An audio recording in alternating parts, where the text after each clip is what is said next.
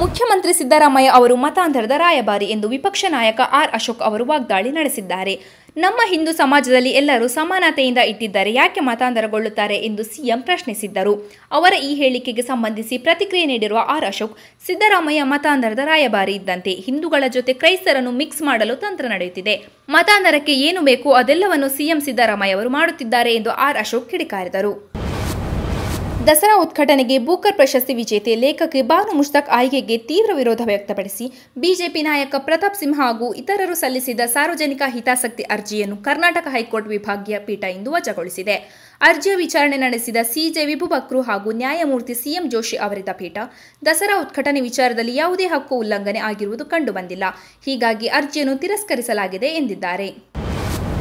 ಪಟ್ಟಭದ್ರ ಹಿತಾಸಕ್ತಿಗಳು ಸಂವಿಧಾನ ಹಾಗೂ ಪ್ರಜಾಪ್ರಭುತ್ವವನ್ನು ದುರ್ಬಲಗೊಳಿಸುವ ಪ್ರಯತ್ನ ಮಾಡುತ್ತಿದ್ದು, ಎಷ್ಟೇ ಕಷ್ಟಗಳು ಎದುರಾಗುತ್ತಿದ್ದರೂ ಇದಕ್ಕೆ ಅವಕಾಶ ನೀಡಬಾರದು ಎಂದು ಮುಖ್ಯಮಂತ್ರಿ ಸಿದ್ದರಾಮಯ್ಯ ಕರೆ ನೀಡಿದ್ದಾರೆ. ಸಂವಿಧಾನದಲ್ಲಿ ಯಾವ ಜಾತಿ ಧರ್ಮಕ್ಕೂ ಮೇಲು ಕೀಳು ಎಂಬ ತಾರತಮ್ಯವಿಲ್ಲ. ಜಾತಿ ಧರ್ಮ ಹಾಗೂ ಲಿಂಗಭೇದವಿಲ್ಲದೆ ಎಲ್ಲರೂ ಪ್ರಜಾಪ್ರಭುತ್ವದಲ್ಲಿ ಸಮಾನ ಅವಕಾಶವಿದೆ. ಸಾಮಾಜಿಕ ಅಸಮಾನತೆ ನಿವಾರಣೆಯಾಗಬೇಕು. ಪ್ರತಿಯೊಬ್ಬರಿಗೂ ಆರ್ಥಿಕ ಹಾಗೂ ಸಾಮಾಜಿಕ ಸಮಾನತೆ ದೊರೆಯಬೇಕು. ಜಾತಿ ಭೇದ ಮಾಡಬಾರದು. ಧರ್ಮ ಸಹಿಷ್ಣುತೆ ಇರಬೇಕು ಎಂದು ಹೇಳಿದ್ದಾರೆ. ವಕ್ಫ್ ತಿದ್ದುಪಡಿ ಕಾಯ್ದೆ ಕುರಿತು ಸುಪ್ರೀಂ ಕೋರ್ಟ್ ಇಂದು ಮಹತ್ವದ ತೀರ್ಪು ಪ್ರಕಟಿಸಿದೆ. ಕಾನೂನಿಗೆ ತಡೆ ನೀಡುವ ಬೇಡಿಕೆಯನ್ನು ಪರಿಗಣಿಸಲು ನ್ಯಾಯಾಲಯ ನಿರಾಕರಿಸಿತು.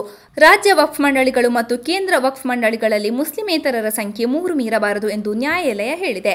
ವಕ್ಫ್ ಮಂಡಳಿಯ ಸದಸ್ಯರಾಗಲು ಕನಿಷ್ಠ 5 ವರ್ಷಗಳ ಕಾಲ ಇಸ್ಲಾಂ ಧರ್ಮವನ್ನು ಅನುಸರಿಸುವ ಷರತ್ತನ್ನು ವಿಧಿಸಿದ ನಿಬಂಧನೆಯನ್ನು ನ್ಯಾಯಾಲಯವು ಪ್ರಸ್ತುತ ತಡೆಹಿಡಿದಿದೆ.